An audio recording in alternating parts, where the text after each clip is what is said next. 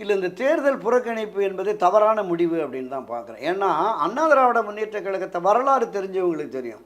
ஒரு இடைத்தேர்தல் முடிவு மூலமாக இந்திய அரசியலே திரும்பி பார்க்க வைத்தவர் தான் அதிமுக நிறுவன தலைவர் புரட்சித் தலைவர் எம்ஜிஆர். திண்டுக்கல் நாடாளுமன்ற இடைத்தேர்தல் 1972 அக்டோபரில் கட்சி ஆரம்பிக்கிறார். 73 மே மாதம் 6 மாதத்தில் நடந்த தேர்தல்.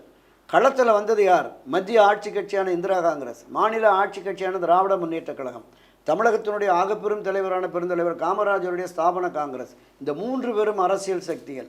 அங்கே களத்தில் நின்ற வேட்பாளர்கள் பிரபலமானவர்கள். திமுகவில் பொன்முத்துராமலிங்கம், ஸ்தாபன காங்கிரஸில் NSV சித்தன், இந்திரா காங்கிரஸில் கரு சீமைச்சாமி. 3 பேருமே அந்த பகுதியில் பிரபலமானவர்கள், சமுதாயத்தில் மதிக்கக்கூடியவர்கள்.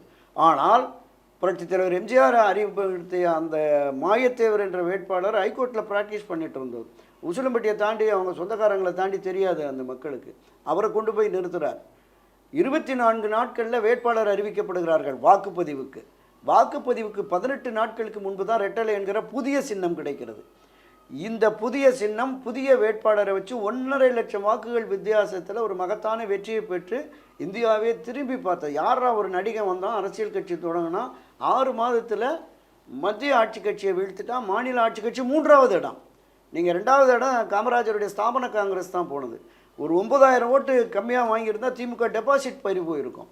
அந்த அளவிற்கு ஒரு இடைத்தேர்தலை எதிர்கொண்ட அதிமுகவில் 52 வருஷத்துக்கு பிறகு ஒரு சட்டப்பேரவை இடைத்தேர்தலில் நாங்கள் வாபஸ் வாங்குறோங்கிறது உண்மையிலே அதிமுகவின் முன்னணியினர் மூத்த நிர்வாகிகள்கிட்ட ஒரு மிகப்பெரிய கவலையும் கலக்கமும் ஒரு குழப்பமான சூழல் தான் இருந்தது.